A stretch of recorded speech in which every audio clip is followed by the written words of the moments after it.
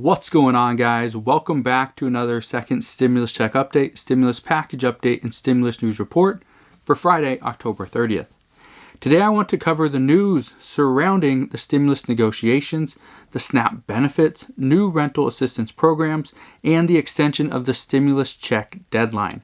That's what I'm going to cover in today's video. If you have any questions on any of this stuff, please ask your questions down in the comment section below.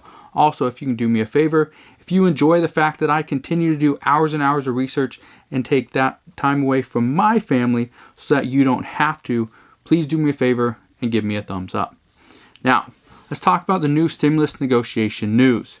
Currently, there are reports that are saying that the stimulus negotiations between Nancy Pelosi and Steve Mnuchin have stopped. That's not a secret. We all know that. However, this is reported that there are people behind the scenes that are currently working on the stimulus proposal for right after the election. Nancy Pelosi and President Trump both indicated that no stimulus would pass, no stimulus would even be agreed upon before the election, and it wouldn't happen. And with only 4 days left, I highly doubt it's going to happen either. What is being reported right now, what's being reported is happening right now, is committee chairs on both sides that were previously tasked with just doing the language for testing and tracing. Right now, that was their previous task. Right now, what they are trying to do is they're being tasked with putting together a stimulus bill for right after the election. This means that they are somewhat predicting an outcome. Now, this also means, for instance, Democrats are going to be predicting that Joe Biden will win and that they will also take over the Senate. Well, they don't want to wait, based on this report, they do not want to wait for Joe Biden to take office at the end of January to pass some type of stimulus, because all economists, all experts are saying that the longer we wait, the more it's going to hurt the economy and the American people. It will take longer to rebound and finally bounce back. So, the good thing about this is they aren't waiting until after the election. It might only save 4 days to a week of time, but 4 days to 1 week is a lot of time. If that means one additional unemployment check, if that means a stimulus check comes a week sooner, I bet all Americans out there would be happy to see this. At the same time, Republican chairs are currently tweaking. They aren't writing a new proposal. They aren't working on a completely new bill. They are tweaking the $1.9 trillion stimulus proposal that President Trump wanted Nancy Pelosi to accept. Now, the report is saying that they are tweaking this so not to change everything and to make it more of a bipartisan bill or make it more Nancy Pelosi friendly. What they're doing, again, these committee chairs are tweaking the bill so that the GOP could now support this. Because at $1.9 trillion, the GOP was not going to support this bill. So, whether you are Republican or Democrat doesn't matter. At this time, if these reports are true, and I believe they are, then this will mean stimulus will seriously come much sooner. And it could potentially come in the next couple of weeks. Nancy Pelosi does not want to wait until after the election and after Joe Biden takes office if he wins.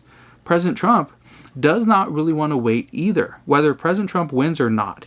Here's the question many people are asking. If President Trump loses, is he willing? Will he swallow his pride? And is he willing to help out the American people by passing some type of stimulus package prior to Joe Biden taking office? Will he do some type of stimulus agreement that will provide stimulus to the next president for the next year or so? Will he give Joe Biden this small win? My hope is he will look past this and he will do this for the good of the American people. But as of right now, we just don't know. Again, we wait to see who wins the election in just a few days. Several policymakers were extremely doubtful that a stimulus package would be agreed upon before the election. This isn't just new news. This was their feeling for the past few months. Many were predicting no stimulus was going to happen before the election. And this was going back until even August. So August, September, October, they all predicted no stimulus would happen. Yet Nancy Pelosi said it's going to happen. Steve Mnuchin said he guarantees we will reach an agreement. It didn't happen. Not at all. Now, these policymakers are stating that they anticipate stimulus negotiations that will ramp up quickly and will ramp up steadily through the month of November. But depending on who wins the election, the stimulus package that will be on the table might not even see votes until January, possibly February. So this is very troubling to hear because we don't need to wait even longer to see the additional stimulus. But the good news is that not everybody in Congress is sitting around at home and just completely forgot about the American people that voted them into office. Now that a comprehensive stimulus package is not coming right away, let's talk about some relief that you can get right now. The first one is SNAP benefits, or the SNAP Max Benefit Extension through November. Currently, many states have extended the SNAP benefits and the maximum allotment. So this means that depending on your family size, you can get the maximum amount of SNAP benefits.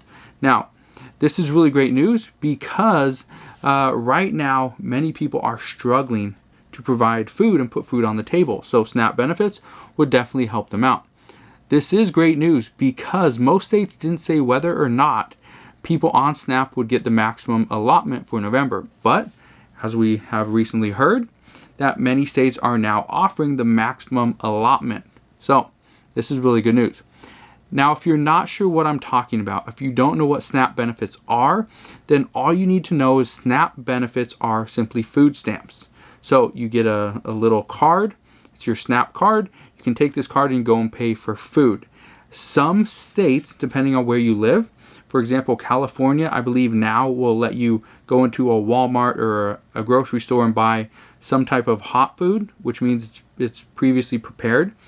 And these are just to help out people that have been relocated due to fires, or people in like Louisiana that were relocated due to hurricanes. So if you live in either one of those states, you could potentially be able to spend money on hot food or prepared food. So that's really good as well. Now, if you're experiencing any hardships whatsoever, you lost your income, you saw a wage decrease, if you've seen your wages decrease significantly, what I recommend is you try applying for SNAP benefits. All you need to do is call your local DSHS office and they will transfer you to the right department to see if you even qualify for SNAP benefits. So that's really good there. Now, just so you know kind of where we're at, and just so you know you're not alone, many people don't want to go and get food stamps because they feel like they are a charity, that people are giving them money. They don't really deserve this. You deserve it. If you need it, you deserve it. If you can't provide food for your family, you deserve SNAP benefits. Now, that's my take, but they do have requirements. But right now, let me just give you an idea of where we're at. In the peak of the recession, the Great Recession, at the end of 2013, SNAP benefits cost the United States government $80 billion. This year alone, in the fiscal 2020, which actually ended in September, we have already spent $85.6 billion on SNAP benefits. So that just shows you right there that many people need this program. And if you need this program, it's there for you. Go and apply. Now, let's get into new rental assistance programs, because I know a lot of people that have been saying they can't pay their rent. They aren't getting paid from their employer. Their employer's waiting for payments from suppliers and they're just waiting, right? Well, this can drag on and on and on. Right now, there are so many different rental assistance programs out there. I highly recommend you go and apply for any that you do qualify for. First off, we have in San Benito County, California, residents are now offered COVID-related rental assistance. That means this rental assistance program will cover not only back rent and current rent, it will also cover utility bills and even give you food vouchers. So this is really good. And that's San Benito County, California. In Arizona, the entire state of Arizona, recently added $7 million to rental and housing assistance. This program is both for renters and landlords in the state of Arizona. So if you are behind on rent or behind on payments for rent, then you can go and apply.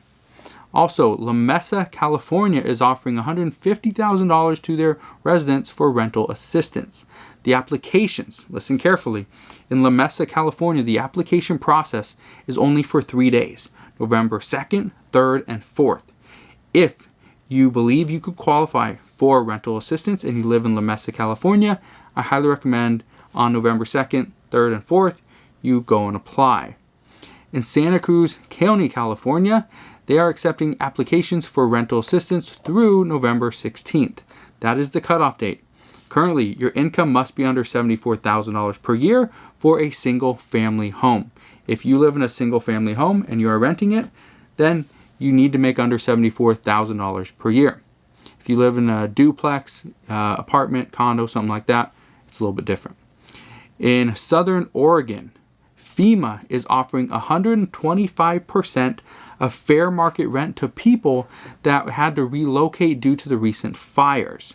That is only in Southern Oregon. I have no idea about California yet. This is actually up from the previous amount, which has always been 100% of the fair market rent. So if you were relocated due to fires, I highly recommend you look into FEMA's program right here. Now, let's talk about the stimulus check extension. The IRS recently extended the stimulus check deadline to November 21st. This means that if you normally do not file taxes, and you didn't file taxes in 2018 or 2019, and you didn't get the chance to put in your information into the IRS's non-filer tool, then you can still get the full stimulus check as long as you go and do that before the November 21st deadline. Now, if you can't do that, or you're not sure, or you just don't have the time, it doesn't mean you won't get a stimulus check. It just means you will have to go and apply that on your taxes of 2020, which means you will have to wait until 2021 to file your federal income taxes, and that is where you will see your stimulus check. It will be given to you there. Now, if you were not paid the correct amount of stimulus and you have some missing funds, let's say for a child or your spouse didn't get their full amount or whatever, there is still time you can request the IRS to pay you the difference. All you gotta do, you can call the IRS directly. They have thousands of people just waiting for your call. Call them sometime in the morning, Eastern Standard Time. I'd say anywhere between 8 to 10 a.m. Eastern Standard Time is a great time to call, and you should be able to reach a representative. Explain your situation, and you should be able to get your payment. Now, I highly doubt the IRS is going to extend this deadline any further. They've already extended, I think, 3 times. So I believe this is going to be the last time. So I recommend, if you are still owed any funds for your stimulus checks, I recommend you go and get it now. So that is all we know regarding the recent stimulus negotiations and stimulus check update. As always, as I know more, I promise I will share more. Again, thank you guys for watching, and I'll see you guys on the next one.